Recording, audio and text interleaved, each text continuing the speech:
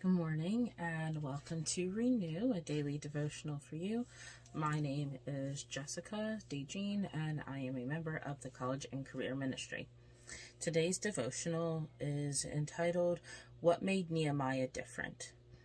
And this will be coming from the book of Nehemiah, chapter 5, verses 14 and 15. And it reads, Moreover, from the time that I was appointed to be their governor in the man of Judah, from the 20th year even unto the 32nd year of Artaxerxes the king, that is 12 years, I and my brethren have not eaten the bread of the governor. But the former governors had been before me were chargeable unto the people, and had taken them the bread and wine, beside 40 shekels of silver. Yea, even their servants bare rule over the people, but so did not I, because the fear of God. And that was Nehemiah 5:14 and 15. So Nehemiah gave up a safe and comfortable position in the palace of Persia for a difficult job that no one else wanted to take on. He oversaw the rebuilding of the walls around Jerusalem and the restoration of much of the city. He faced down opposition and ignored the critics who tried to derail the work and even threatened his life.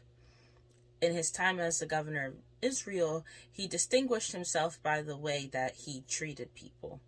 Rather than taking advantage of the perks that came with his position, as those who had served him before had done, Nehemiah paid his own way. He used his position to benefit others instead of taking advantage of them. And the reason he did this was because of the way that he viewed God.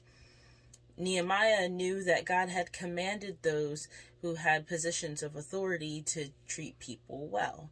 Moses wrote concerning this to those who had Hebrew servants in time to come.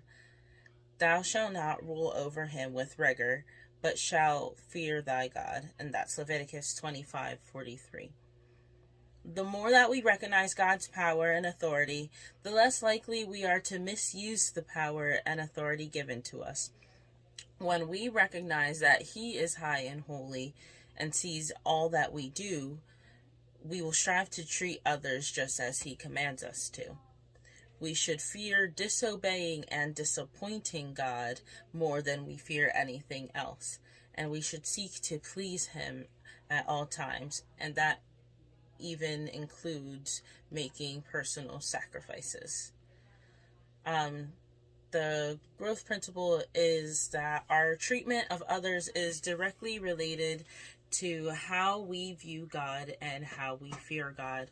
If we are in a position of leadership, we should be careful not to try and make ourselves God, pretty much.